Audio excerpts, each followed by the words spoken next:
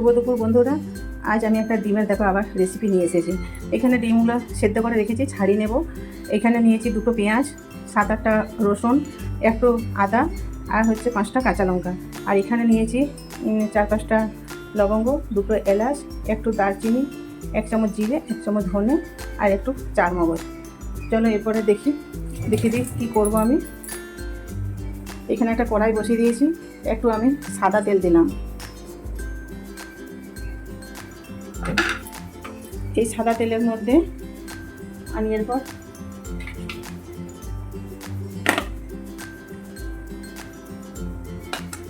এখানে গোটা গরম মশলাগুলো যেগুলো নিয়েছিলাম ওগুলো দিয়ে দেবো। তারপর এখানে এই পেঁয়াজ, রসুন, আদা, কাঁচা লঙ্কা ওগুলো দিয়ে দেবো।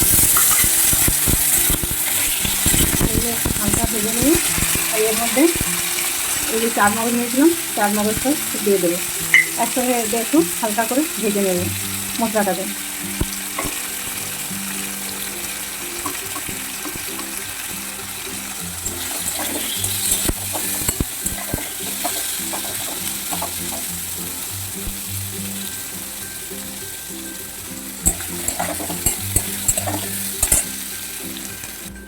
চলো আমি ডিমগুলো একটু ছাড়িয়ে নিই।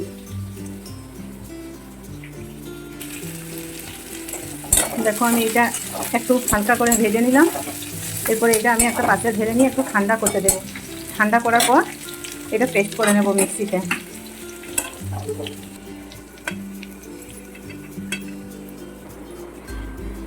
এখানে দেখো এই মশলাটা মিক্সিতে ঢেলে নিলাম।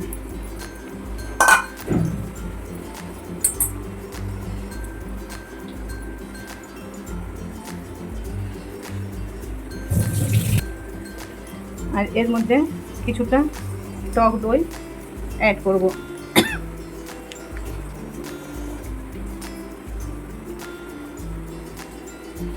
এটাকে একসাথে পেস্ট করে নিই মশলাটা। দেখো এখানে কড়াই গরম করতে দিয়ে দিয়েছিলাম, এখানে সাদা তেল দিলাম।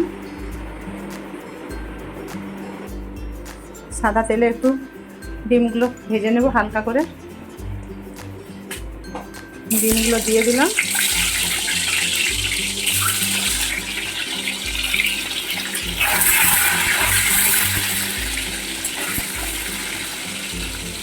একটা হাতেতে ভিডিও করছিলাম বলে তার জন্য ডিমটা একটু ছেড়ে গেছে। কী করবো, ফোনটা তো একটা হাতে ছিল আর একটা হাতে করে তো ভিডিও করছিলাম, তাই ডিমটা একটু এরকম হয়ে গেছে।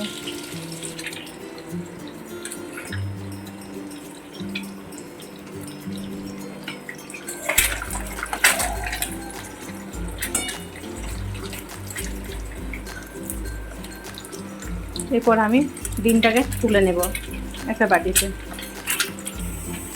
ওই তেলের মধ্যেই একটা শুকনো লঙ্কা আর 2টো তেজপাতা দিয়ে দেব।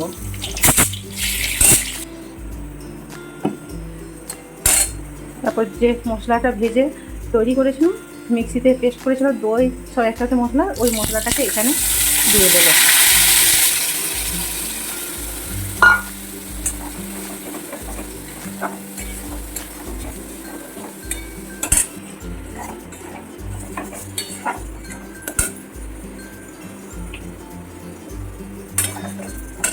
তারপরে এখানে আমার যে মিক্সি ধোয়া বাটি জলটা ছিল, জলটা অ্যাড করে দিলাম এখানে।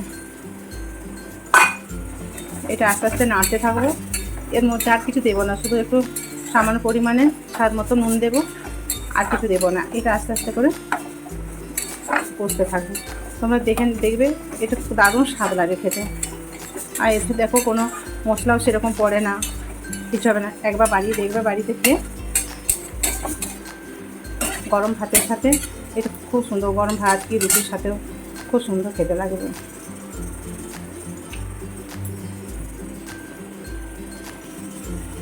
তারপর এখানে একটু সামান্য পরিমাণে নুন অ্যাড করে দিলাম।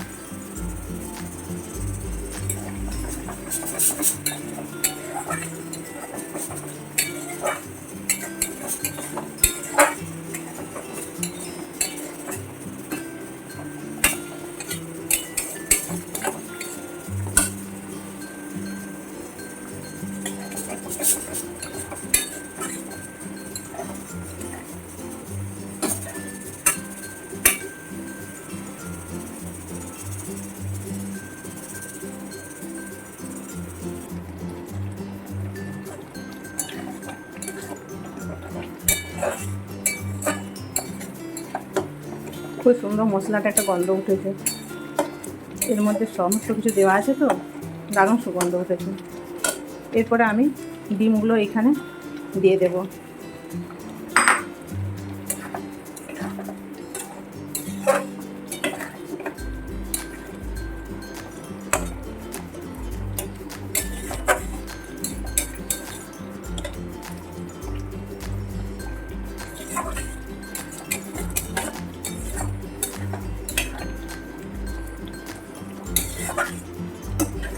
কেমন হয়েছে তোমরা জানাবে বন্ধুরা, আর এটা দেখবে বানিয়ে খুব সুন্দর খেতে লাগে।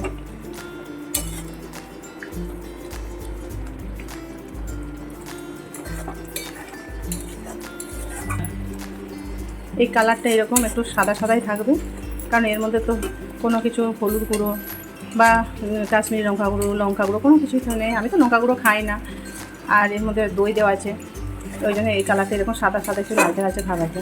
চলো আমার হয়ে গেছে, আমি এরপরে এটা নামিয়ে নেব।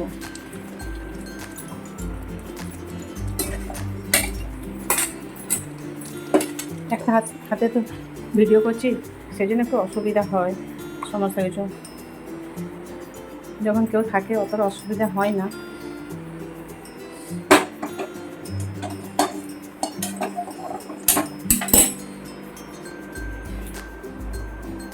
দেখো আমার এই ডিমের রেসিপিটা রেডি হয়ে গেছে।